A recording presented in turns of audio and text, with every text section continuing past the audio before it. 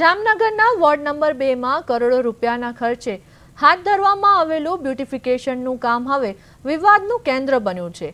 લોકાર્પણ થાય તે પહેલા જ તંત્ર દ્વારા ફરી ખોદકામ શરૂ કરવામાં આવી દેવામાં આવતા વિકાસ કામોના આયોજન પર પ્રશ્નચિહ્નો લાગ્યા છે। સામાજિક આગેવાન હનીફ હસન મલકે તંત્ર પર આકરા પ્રહારો કરતા જણાવ્યું હતું કે કોઈ પણ વિકાસ કામો કરતા પહેલા પાયાની સુવિધાઓ જેવી કે ભૂગર્ભ ગટર અને પાણીની લાઈનોનું સર્વેક્ષણ કરવું અનિવાર્ય છે।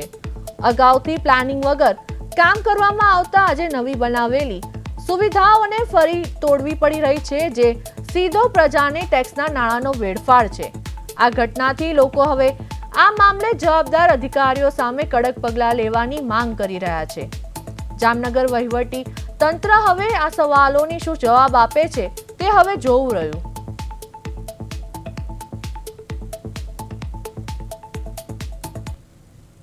આ નવું બ્યુટિફિકેશનનું કામ થતું હતું। બ્યુટિફિકેશનના કામની અંદરમાં લાખો કરોડોના ખર્ચે કામ થયેલું છે। હજી સુધી આનું લોકાર્પણ પણ થયેલું નથી ને અત્યારે મેં જોયું તો આના ઉપર કરોડોના કામ ઉપર અત્યારે જેસીબી ચાલતું હતું। આની જે પાણીનો નિકાલની જે લાઈન ખોદેલી છે, જે કેનાલ બનાવેલી હતી, કેનાલને આખીને ખોદીને ફેંકી દીધેલી છે।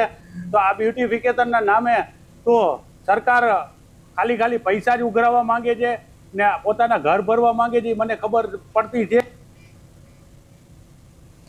અંકલેશ્વર વન વિભાગે બાતમીના આધારે NH48 પર આવેલા નર્મદા ગેટ પાસે મુંબઈ વાઇલ્ડલાઇફ ટીમ અને સ્થાનિક વન વિભાગે વોચ ગોઠવી હતી અને મુંબઈની ટીમે ગ્રાહક બનીને આરોપીઓને સંપર્ક કરવાનો પ્રયત્ન સાધ્યો હતો।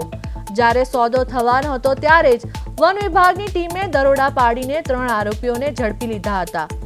આરોપીઓ પાસેથી રૂપિયા 65 લાખની કિંમતની વેલ માછલીની ઉલટીનો જથ્થો મળી આવ્યો હતો। પ્રાથમિક તપાસ મુજબ આ જથ્થો ભાવનગરથી લાવવામાં આવ્યો હતો અને તેને વેચવા માટે આરોપીઓ અંકલેશ્વર પહોંચ્યા હતા।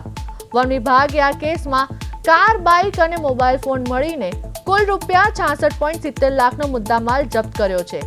હાલમાં અંકલેશ્વર અને આણંદના 3 આરોપીઓની કડક પૂછપરછ કરવામાં આવી રહી છે।